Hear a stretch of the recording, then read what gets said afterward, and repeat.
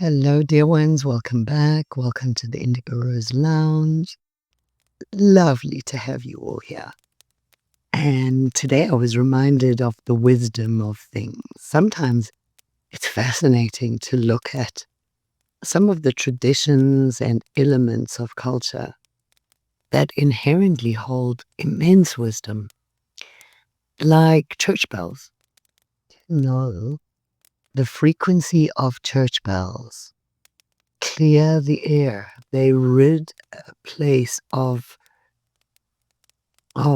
detractive or negative frequencies, negative in the sense of downward frequencies. They elevate the frequency of a space. I've noticed this. As a child, I loved the sound of church bells on a Sunday morning. That pealing, it was beautiful. Not necessarily because of anything to do with churches, but there is a different feeling. There are parts of the United Kingdom where there is a concentration of bells.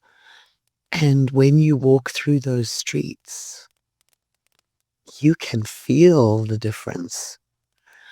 There are certain small, especially college towns and other towns where there are lots of churches, especially older ones that have those big brass bells. And there is a quality in the air that you don't find elsewhere. I'm sure the same would be true. There are parts of India that I've been to that I have a similar feeling, and they use different elements.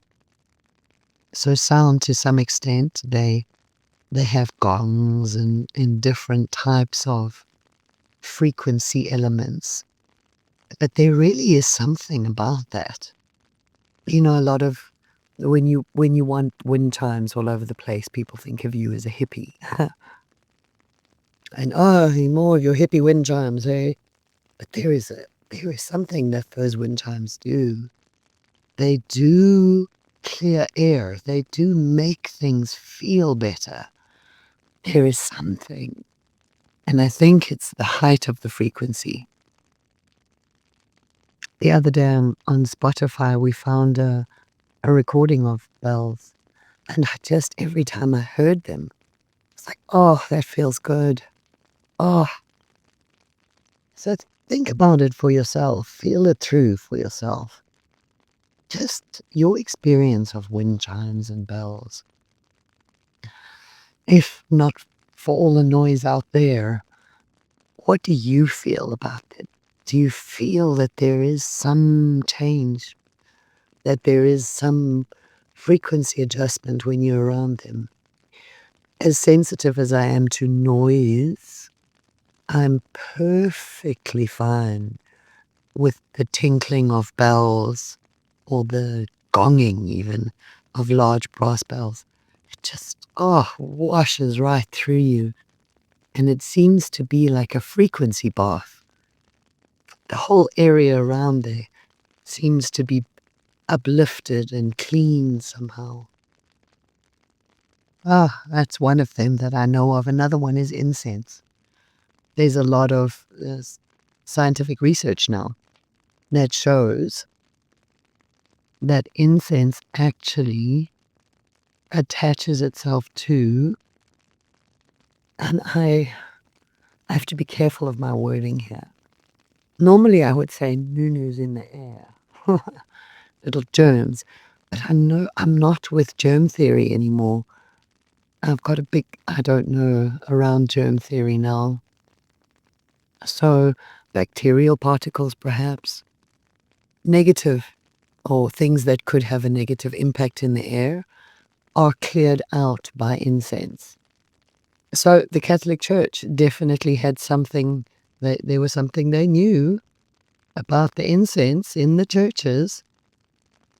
I can think of times gone by when there was not a great amount of hygiene, that if you went to church sat in a box with 100 other people, that might not have been a really hygienic idea back then.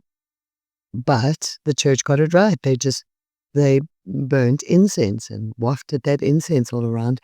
And that would actually, according to what the white coats now tell us, that would have had an effect on the purity of the air. Isn't that wonderful? So those of us who are sixth-sensed, that are drawn to things like crystals and incense and wind chimes, we're not batshit nuts. There is real science behind these things now. We know that incense clears the air. It helps to raise the hygiene of an area to have incense burning. And then, of course, we get into the herbal side. But just on those elements alone, there are traditions that have been passed down which really have impact on a physical level. So we shouldn't discount them. Granny had a lot of very strange remedies for things, but that for years I'd kind of discounted and thought, yeah. But lately I've really seen the wisdom of a lot of them. The one that I always got when I was a child was honey and lemon. If I had a cough or if I had a sore throat, honey and lemon. Honey and lemon was the answer to just about anything respiratory. And now I see honey and lemon is actually a really good idea. So there are a lot of very good ideas. And really what it comes down to, I think, is trusting yourself. Some of these things are being lost now, but if we can go and sit with grandparents or older people, elders, and try and write these things down, try and document them while there still are generations that remember them, that would be good. I know there are people doing that, and I've seen publications of people compiling home remedies and things, and those are brilliant. But really trust yourself. If you're somewhere and you see a wind chime and it sounds gorgeous to you, get it. You'll probably find that it really clears the air. It really makes a difference. It raises the vibration of your home. Or if you smell an incense that's gorgeous. It probably holds the frequency that you specifically need. Trust yourself. Everything you need to know is within you. Whenever I look back at my life, I marvel at some sequence of events. That life took me down a road. It had seemed like a detour down there, and then back onto the main road, so to speak.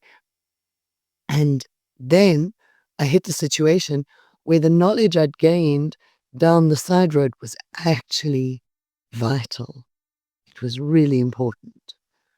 So don't diss the detours. And please, people,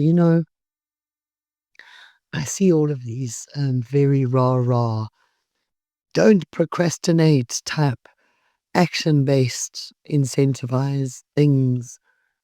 And there's a saying I love, which is rung true for my whole life. Must go. Must. I can't bear the musting. Must do this, must do that. No, there's nothing we must do. There are things that if we don't do them, the consequences might be worse than the doing, in which case we want to do them. But work with something until you get it to a 1-2 space. Even work. I must go to work. I hate work. Well, you don't have to go to work. You could stay home. And the consequences would be dreadful. Okay, so actually you want to go. It's all about reframing and it's about perspective. Yeah?